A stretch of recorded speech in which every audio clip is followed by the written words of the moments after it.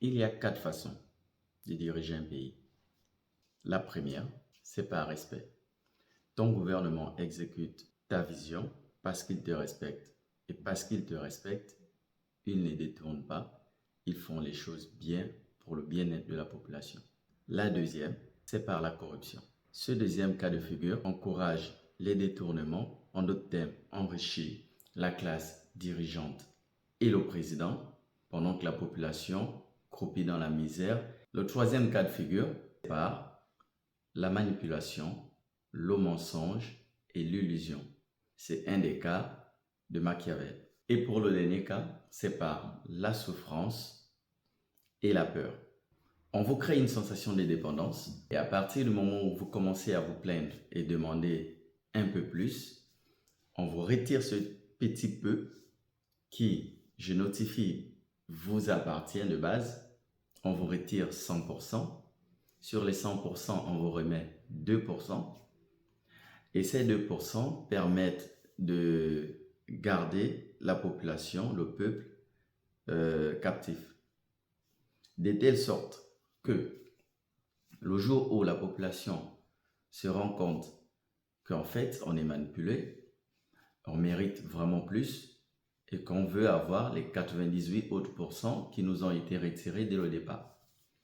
Là, le gouvernement active, on va dire, l'épée de Damoclès en disant à la population, vu que vous vous plaignez, on a déjà fait des efforts de vous donner 2% sur les 100% que vous aviez.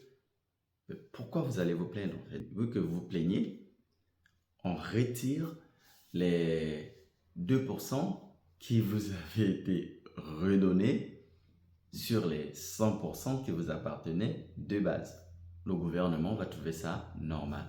Pourquoi? Parce qu'ils ont en face d'eux une population qui a peur de perdre le 2% qui leur a été remis alors qu'ils méritent d'avoir les 100%. Si la population, malgré le retrait des 2%, arrive à toujours se plaindre, à être virulent, on utilise l'arme ultime, qui est la police, la gendarmerie, l'armée et parfois même dans quelques cas, des milices.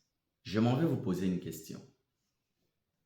Je vais prendre 3 présidents en particulier. Je ne vais pas prendre Léomba, mais je vais prendre Omar Bongo Ondimba, Ali Bongo Ondimba et M. Oligui Nguema. Dans quel cas de figure classez-vous ces 3 présidents? Je vous laisse me le dire dans les commentaires.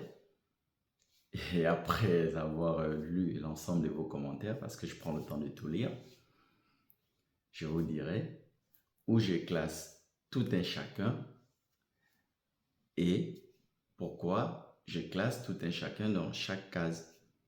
Je vais amener des éléments qui permettent d'éclairer tout un chacun et pourquoi tel est dans telle case et pourquoi pas dans telle autre.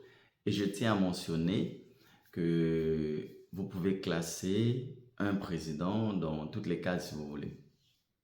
Donc, à vous de jouer. On se dit à la prochaine.